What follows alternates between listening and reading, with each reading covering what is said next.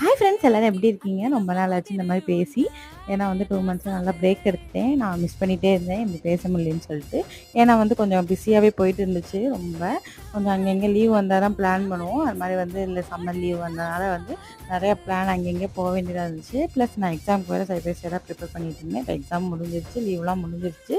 அதோட தான் வந்து ஐம் பேக் டு ரொட்டீன். நம்ம வந்து டெய்லி இப்போ வந்து வீடியோ பார்க்கலாம். நான் கண்டிப்பாக 2 மந்த்ஸில் என்னென்ன நடந்துச்சோ கண்டிப்பாக வந்து சீக்கிரம் அப்லோட் பண்ணுறேன். ரொம்ப நாள் கழித்து போடுறதுனால வந்து ஃபஸ்ட்டு ஸ்வீட்டோடய ஆரம்பிக்கலாம்னு சொல்லிட்டு எனக்கு பிடிச்ச பாசிப்பருப்பு பாயாசம் தான் பண்ணியிருக்கேன். சிம்பிள். ஃபஸ்ட்டு வந்து பாசிப்பருப்பை நல்லா வந்து வறுத்துக்கணும். வறுத்ததுக்கப்புறம் வந்து அதை நான் வந்து தண்ணியில் நல்லா வாஷ் பண்ணிவிட்டு திருப்பி தண்ணியை ஊற்றி நம்ம உப்பு 2 உப்புக்கல் போட்டு வேக வச்சுட்டேன். வேக வச்சுட்டு எடுத்ததுக்கப்புறம் தேவையான அளவு வந்து வெள்ளைக்கட்டி போட்டுக்கிட்டேன். வெள்ளைக்கட்டி வந்து போட்டதுக்கப்புறம் சுக்கு இடித்து போட்டுட்டு ஏலக்காய் சுக்குலாம் போட்டதுக்கப்புறம் நான் வந்து தேங்காய் பால் சேர்த்துக்கிட்டேன். அவ்வளோதான். கிஸ்மிஸ் போட்டு இறக்கியாச்சு. சூப்பரான பாயசம் ரெடி.